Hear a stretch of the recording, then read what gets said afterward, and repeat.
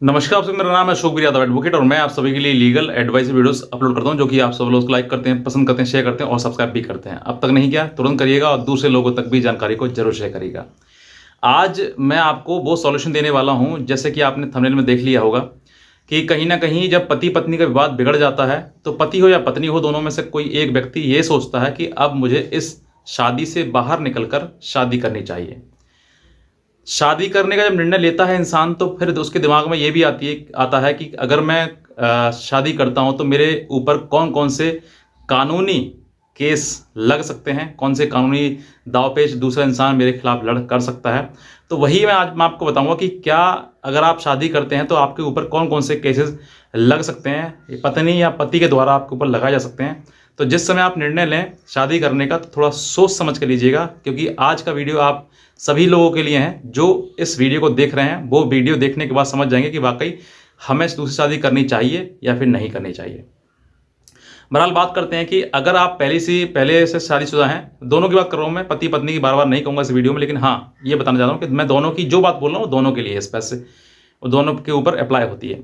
तो अगर आप शादीशुदा हैं पहले से और शादी होने के बाद आपका कोई पहला जो डिस्प्यूट है शादी का है वो बिगड़ गया है और अब उस शादी से निकल के आप दूसरी शादी करने जा रहे हैं, तो उस शादी से पहले भी आपको कुछ चीज़ें ध्यान में रखनी चाहिए कि जिस लड़की से या लड़के से आप शादी कर रहे हैं वो कहीं ऐसा व्यक्ति तो नहीं है कि आगे चल के आपका जीवन और ज़्यादा नरक की तरफ चला जाए।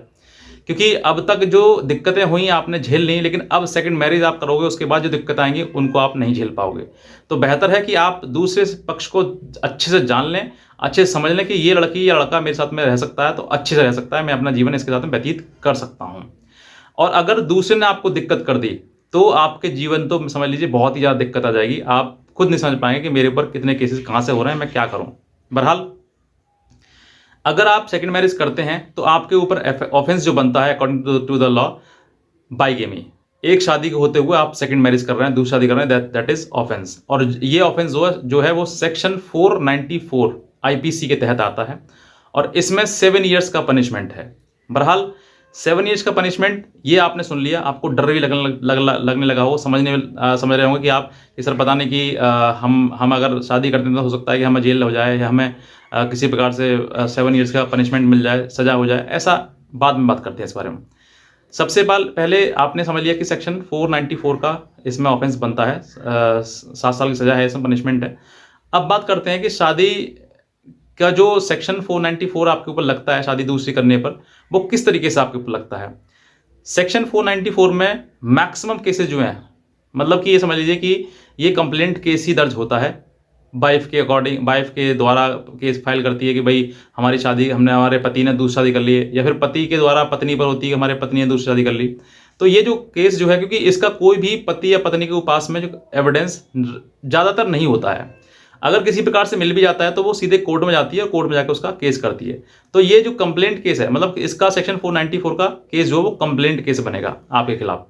तो कंप्लेंट केस जब बनता है तो कंप्लेंट केस में क्या होता है कि एक जो कंप्लेंट करता है वो और दूसरे 2 गवाह, मतलब 2 विटनेसेस उसके लिए कि आप हमारी गवाही दें कि आपके पति ने या लड़की ने जो है वो दूसरी शादी कर ली है। अब इतना, और फिर उसके बाद एविडेंस भी चाहिए कि लड़के ने जो दूसरी शादी करी है उस पत्नी के साथ में कोई आपके फोटो, कोई फेरे होते हुए फोटो, माला डालते हुए फोटो, इस तरीके मतलब शादी लगती हो कोई, या फिर उसने कोर्ट मैरिज करी है, रजिस्टर्ड मैरिज करी है तो उस मैरिज का सर्टिफिकेट, ऐसे आपको एविडेंस देने होंगे जिससे कि आप साबित कर सकें कि सेक्शन 494 उसके ऊपर बनती है। तभी कोर्ट उस पर संज्ञान लेगी और तभी उसको वेरीफाई हो पाएगी, वरना नहीं होगी। और आप कितना भी उसमें जोर लगा लें, आपके ऊपर सेक्शन 490 पर फिर आपके नहीं करते। अब सोचकर देखिए कि जो इंसान दूसरी शादी कर रहा है, क्या वो खुलेआम करेगा? नहीं करेगा। उसको, दूसरे इंसान को तो कानों कान पता भी नहीं चलेगा उसने सब कब शादी कर ली, कब शादी होने के बाद बच्चे हो गए और बच्चे एडमिशन लेकर स्कूल में पढ़ भी रहे हैं और बड़े भी हो गए। तो ये इतना जो ऐसी चीज़ें हैं वो हर आदमी छिपा करता है और लॉन्ग टाइम बाद वो पता लगता है तो फिर सोचते हैं कि यार अब क्या करें, छोड़ो, हो गया सो हो गया।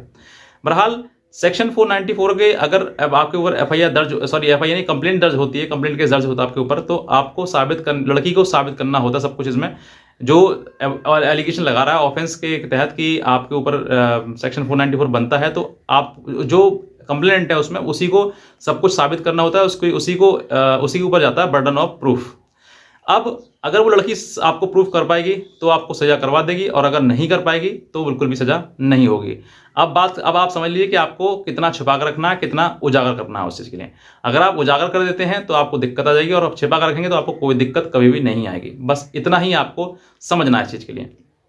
अब रही बात ये ऑफेंस, इस ऑफेंस का नेचर कैसा है। ये ऑफेंस ऐसे नहीं है कि भाई किसी का मर्डर कर दिया, किसी घर में चोरी कर ली, किसी गलत नहीं। जो अच्छे मतलब गुडविल के लिए, जो इंटेंशन है उसकी वो अच्छे के लिए है, और आपने शादी कर ली है, तो कोर्ट भी समझता है कि जो पत्नी आपके घर में आ नहीं रही है और उसके ऊपर तरह तरह के झूठे मुकदमे लगा रही है, और कई कई साल हो गए, कई साल इंतजार करने के बाद उस लड़के ने दूसरी शादी करी है, तो कोर्ट भी समझता है कि इसने शादी जो करी है वो अपना घर परिवार चलाने के लिए, अपने वंश को आगे बढ़ाने के लिए करी, क्योंकि ये लड़की जो पहले पत्नी थी वो शादी के बाद जो है उससे कई प्रकार के झगड़े कर लिए, मुकदमे कर लिए, और अब वो रहने योग्य नहीं है, इसलिए अब उसने दूसरी शादी कर ली। तो कहीं ना कहीं कोर्ट भी इन चीज़ों को समझता है। तो ये बात की है, लेकिन फिर भी आप जब ये करेंगे तो हो सकता है कि आप इन सब चीज़ों को पहले से हाइड करके रखेंगे, क्योंकि अगर ओपनली आ जाएंगे आप तो फिर बहुत ज़्यादा दिक्कतों का सामना आपको करना पड़ेगा। अब इसमें बेल का प्रोविजन क्या है, बेल आपको आसानी से हो ही जाती है, ज़्यादा मुश्किल आपको दिक्कत नहीं आती, क्योंकि कहीं ना कहीं इसमें एविडेंस नहीं होता है कि भाई इसने शादी करी है, और अगर होता भी है तो आपको दिक्कत थोड़ी बहुत आ जाएंगी।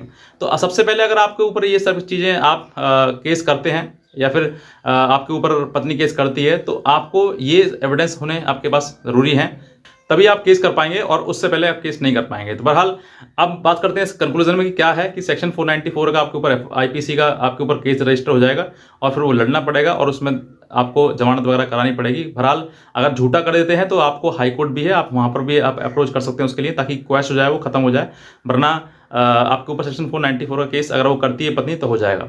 बहरहाल अगर आप ये चाहते हैं कि मेरा घर चले, परिवार चले, और उस पुरानी वाली पत्नी से हमारा घर नहीं हो रहा है, नहीं चल रहा है, तो आप भविष्य में आप आगे बढ़ें। इतना केस हो गए तो एक केस और सही, क्योंकि जीवन एक आपका है, और इस जीवन में आपके लिए बहुत ज़्यादा गलत लोग अगर मिल गए हैं तो आप अपने जीवन को सुधारने की कोशिश करिएगा, और समय आने पर समय के अनुसार आपको चलिएगा, क्योंकि अगर आप नहीं चलेंगे तो आपको दिक्कतों का सामना बहुत आ जाएगा।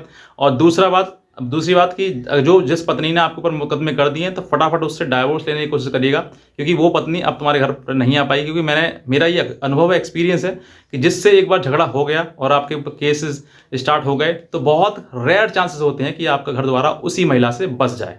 वरना ज़्यादातर केसेस महिला ये कहती है कि इसको सजा होगी, इसको पनिशमेंट होगा, ये झुकेगा तब मुझे आएगा, और पुरुष ये कहता है कि मैं तेरे आगे झुकूंगा ही नहीं, चाहे जो हो जाए सो हो जाए। तो बहरहाल ये आपके लिए समझना है कि मुझे करना क्या है, ये आपकी तरफ से है और आपको ही समझना है। बहरहाल मेरा एक उद्देश्य था कि मैं आपको बता दूं कि आपके ऊपर कौन कौन से एलिगेशन लगाए जा सकते हैं। बस इतना कहना चाहूँ। बाकी आज का वीडियो देखने आपसे बहुत धन्यवाद।